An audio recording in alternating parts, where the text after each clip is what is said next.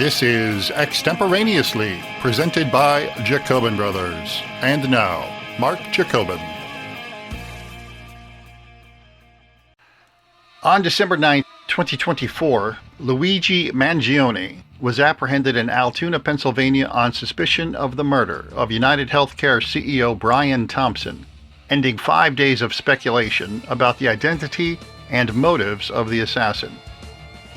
Luigi left evidence, intentionally, at the crime scene and in Central Park that led to speculation that he might be an aggrieved customer of United Healthcare who was not satisfied with their services and perhaps had lost a family member due to real or perceived indifference by the nation's largest insurance company. When Luigi was detained, he was still carrying the murder weapon, ammunition, and $12,000 in American and foreign currency. He was carrying a notebook with 3 pages of commentary, labeled a manifesto by the press, that provided additional insight into his motives and potential subsequent actions. Equally shocking, and nearly as reprehensible as the shooting of Brian Thompson, was the reaction of members of the public who viewed the murder as vigilante justice, and Luigi as a hero of the proletariat. Was the street-side execution of Brian Thompson an action of desperation by a self-appointed agent of the exploited working class, or the heinous, indifferent act of a self-indulgent individual who sought only fame and adulation? As evidence of Luigi's motives emerges, drawing comparisons between Luigi's psychological profile and those of Leon Czolgosz and Lee Harvey Oswald have seemed apt, even if Luigi was a student of the methods of Theodore Kaczynski. I am Mark Jacobin, along with my brother James, and this is Extemporaneously. James, this crime is unprecedented. America has not had a CEO executed simply because of his job, and social media have allowed a polling of public opinion on a scale not available during previous assassinations of public figures. What was your first inclination that this was not another one of New York City's random street murders? I was at the Salt Lake City airport at a layover, and the photo popped up.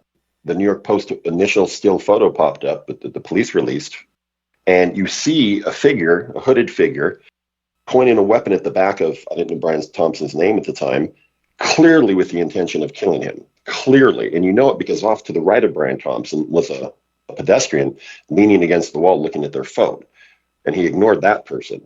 So you know right away that this was some sort of intentional act, a hit, a vendetta. It was purposeful. You could tell it just by the photograph. And that led to 5 days of speculation by the press and the public of, was this a hit? Who might be involved? Was he acting alone? Was he an aggrieved patient or family member of a patient?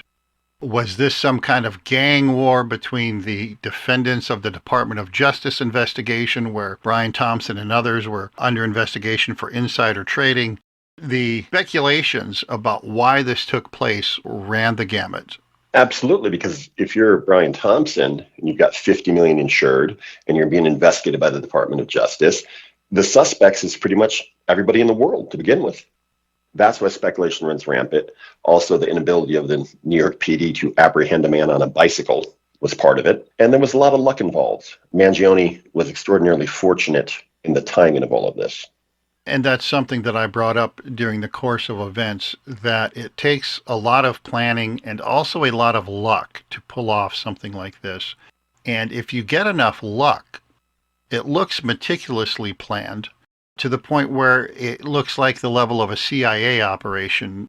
Comparisons were drawn between Luigi, whose name we didn't know at the time, and movies like the Jason Bourne series, where you have this highly trained super spy going around taking people out and not getting caught. And doing it in New York City. And obviously, it really did, it looked like cinema, Mark. The complete video of the murder as he continues to fire at Brian Thompson and clear the malfunctions of his weapon. He gets to Brian Thompson, levels up next to him, looks at him, and keeps going and calmly walks away.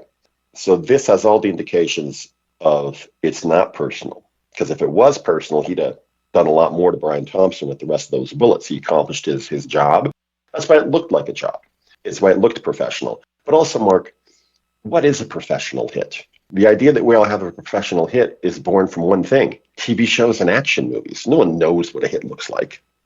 No, in fact, actual history suggests just the opposite. Most of the time that there have been state-sponsored assassinations of undesirable individuals, those assassinations did not involve gunfire. Exactly. Vladimir Putin's method of assassination is plutonium. Bobby Kennedy's method of assassination was usually poison, although he was, as far as we know, unsuccessful. Yeah, I think Putin one-upped him on that. So this initially led to a lot of speculation about whether or not this assassin was a hero of the working class taking out an evil representative of evil corporate America because of the many thousands or millions of people who feel wronged by the insurance industry, not all of whom have illegitimate complaints. Many of those complaints are legitimate. There quickly arose this groundswell of sympathy for the assassin rather than the victim because of who the victim was.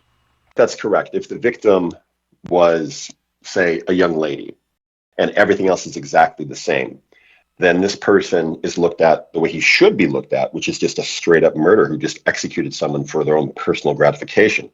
Also, Mangione has gotten lucky because of a huge assumption, an assumption I even made, that if it wasn't a hit related to the Justice Department or another grievance, if it wasn't an organized plot against Thompson, then the person behind that mask that was holding that weapon, he must have lost a family member, a mother, a sister. He must have wrote 15 letters to Brian Thompson and been denied over and over and watched someone wilt away into nothing. And although it's still murder, as a human being, you could see why the person did it, right? That it's revenge, it's retribution. And that's why the groundswell came, because what it turned out is to be something completely different than that. Everyone can identify with eye for an eye justice. It's not legal. In many societies, it's not ethical or moral, but it is deeply rooted in the human psyche. Animals understand that type of justice, dogs, primates. If someone wrongs you, there is an innate response to respond in kind. Everybody out there, whether it's the people who are sympathizing with the assassin, or whether it's people that are just observing this, everyone has a story about how the insurance industry or the healthcare ecosystem in general didn't perform to their expectations. Because it's all about the victim. I'll give you a comparison, Mark. In the early 1980s in Washington State, a young mother, and this is why there's metal detectors in courthouses, her son was raped and murdered, her young child, by a multiple-time sex offender. And at his sentencing, the mother snuggled in a pistol in her purse and unloaded 6 bullets on the guy and killed him. Now, the victim in that case was a man who was a rapist and a murderer, a sex offender. And the shooter was a sympathetic mother. So she did very little time. In this case, I would say Brian Thompson is the victim of a murder, but the groundswell of this kind of weird bathing this man in glory is because the victim that they all wanted him to be shooting at was United Health in general, was the insurance industry in general.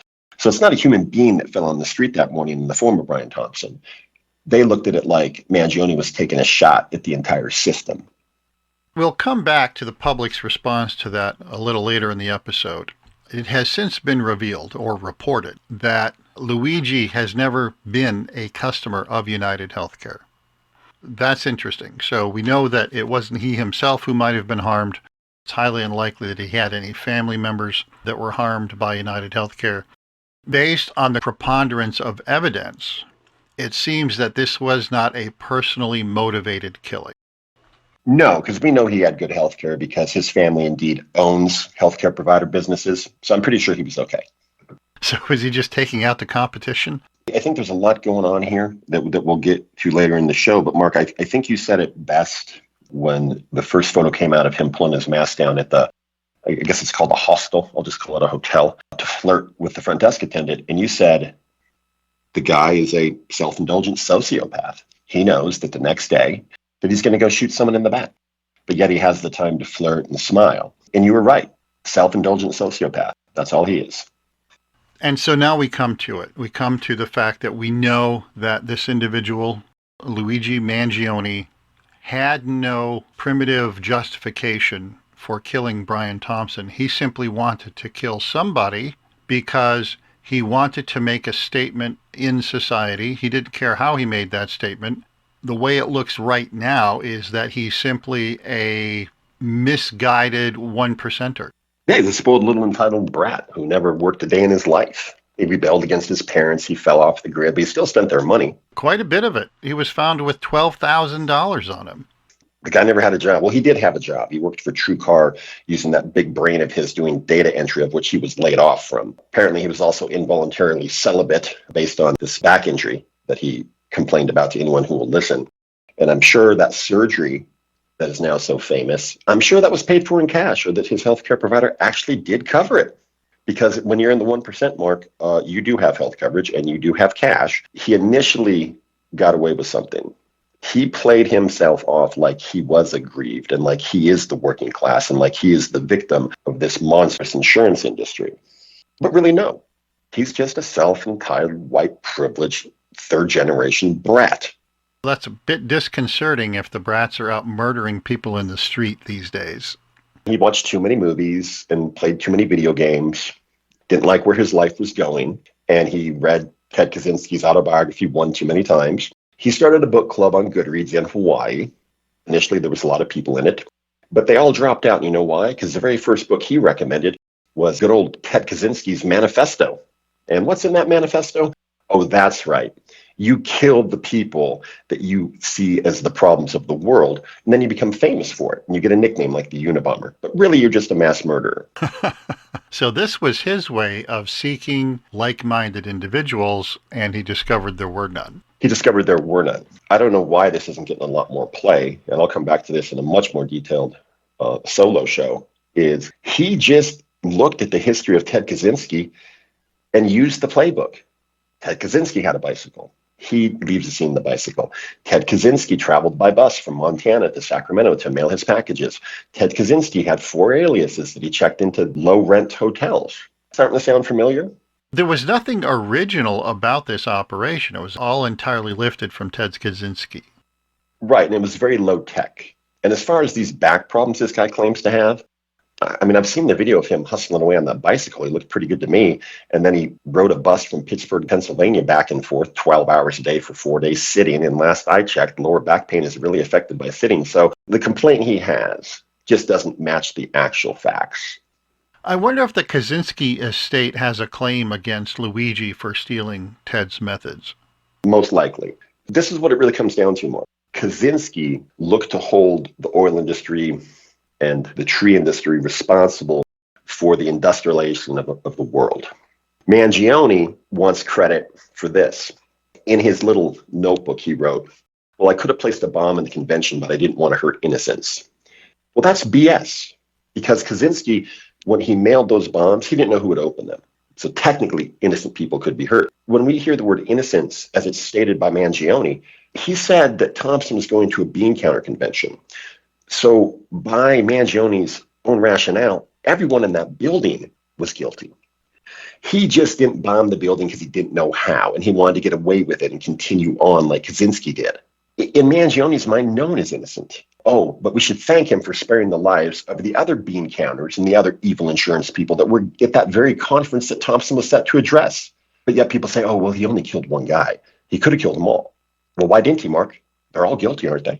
Only killed one guy. Now, this is a statement that I would reflect on the people saying it. What if that one person was your family member, your husband, your father, your brother? We have to be very careful about dehumanizing the victim here. Yes, he was under investigation, but he wasn't actually convicted. Generally speaking, insider trading is not a death penalty offense.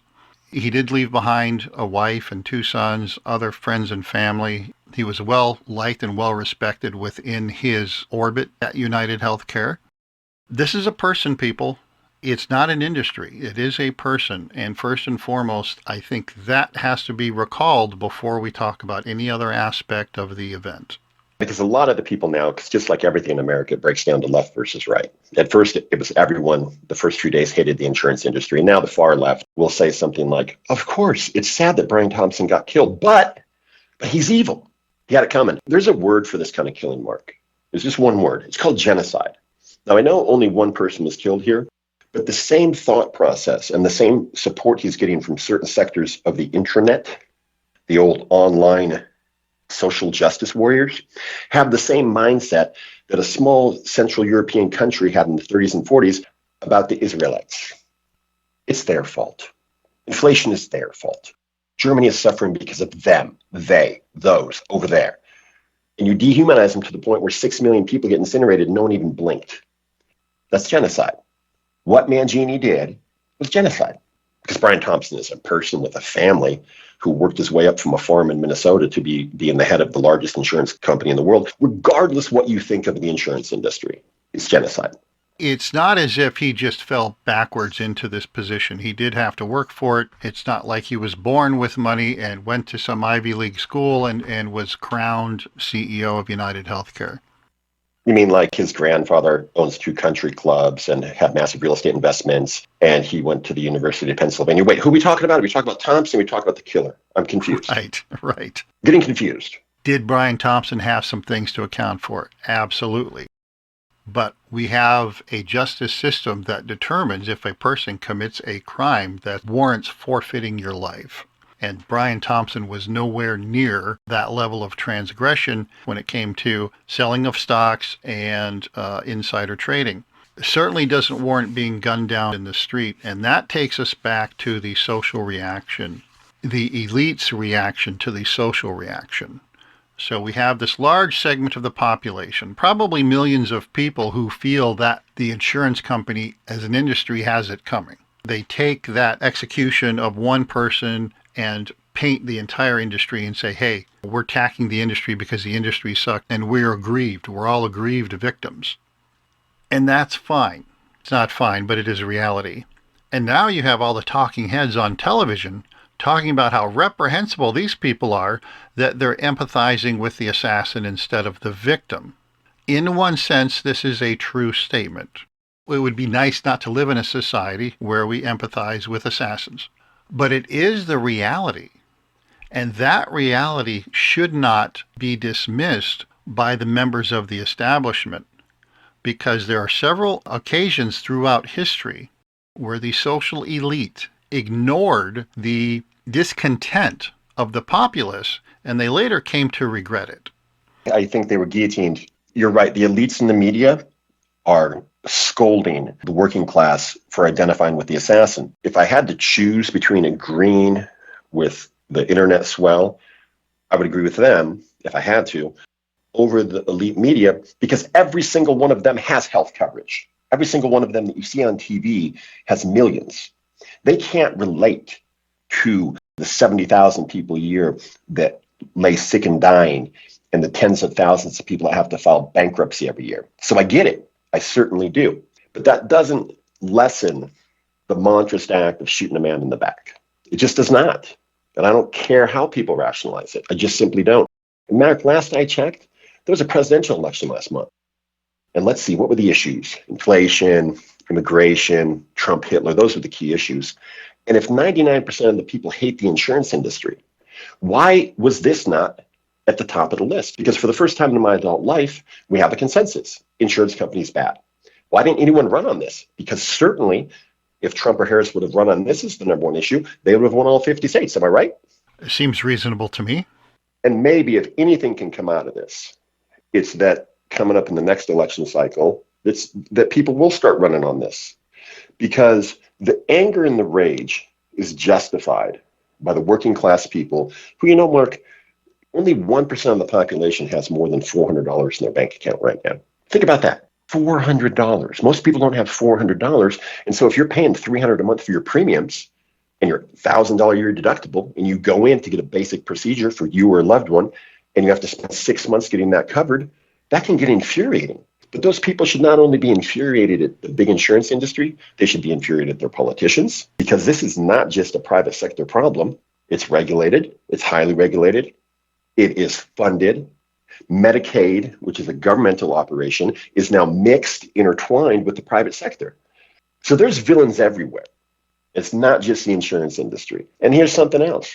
I guarantee you right now, United Health, they've got another CEO. It's business as usual. Their stock hasn't gone down. They're still going to make $300 billion this year. So in the end, you just killed the guy. And y'all get the feel-good typing in your keyboard about free Luigi. Doesn't change anything. No, it doesn't. But I would still issue this warning to the elites. Separate the event from the reaction. Overlook the fact that they're dehumanizing a victim and look at what they're saying.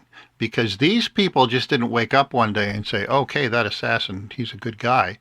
These people were already discontented. They have been discontented for 2 decades at least. This gave them a reason to come out into the streets and complain. This was a catalyzing event. Yeah, this is a spark like Rodney King. Yes. These elites have to stop worrying about whether or not these people are just having some episode of righteous indignation and start worrying about what these people are enduring on a day-to-day basis. Because when you're at the lower end of the socioeconomic ladder and you go get a job making $15, $20 an hour, which used to be a lot of money, but now it's not. You work for a small business and they offer you health coverage. We'll say, oh yeah, we offer a health plan. Oh great, how much is that? $400 a month. That's like a third of my take home. How can I afford that? Well, you can't. And then if you do, then you sacrifice other things. Meals, a certain amount of disposable income, security. Maybe you don't get to build up your savings account. So when that water heater breaks, again, now you're stuck for 4 to 6 weeks without hot water while you scrimp and save, trying to figure out how to get a new hot water heater purchased, delivered, and installed. How many people that are criticizing the populace for empathizing with the killer have ever had to go without hot water because they couldn't afford a new hot water heater? None of them. That's an easy answer. Mark, what we're looking at here, who knows if it'll come to it here in America, but over the last 15 years, we've seen governments topple from the Middle East to the Far East to South America based on these trigger events. This could really be looked at as the storming of the corporate Bastille, because the Bastille was stormed well before the French Revolution took place, but that was the trigger. That was the genesis event. The people had enough. They just had enough. I think there's an important distinction to make. When you look at the French Revolution, the Russian Revolution, or the overthrow of the Greek monarchies, these were not peaceful revolutions in the sense of the American Revolution. We did, in fact, fight a war, but when the war was over, most of the people went back to business as usual. These other revolutions that were true people's revolutions weren't about establishing a new form of government that was just. These revolutions were about murdering everybody that they thought was responsible for their misery.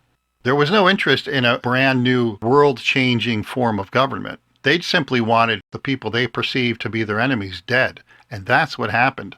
And that's the problem that these elites are dealing with now. If they don't address it, they're not going to end up with some academic revolution to change the way we do business. They're just going to end up with a mob who wants to kill everybody. I wanted to get really into the mindset of who Mangione is. He's not a hero. He's not a vigilante. He's a murderer. He's a highly educated murderer. And that's it, and that's all. We've been talking extemporaneously. This has been Extemporaneously, presented by Jacobin Brothers. For more episodes and content, visit jacobinbrothers.com.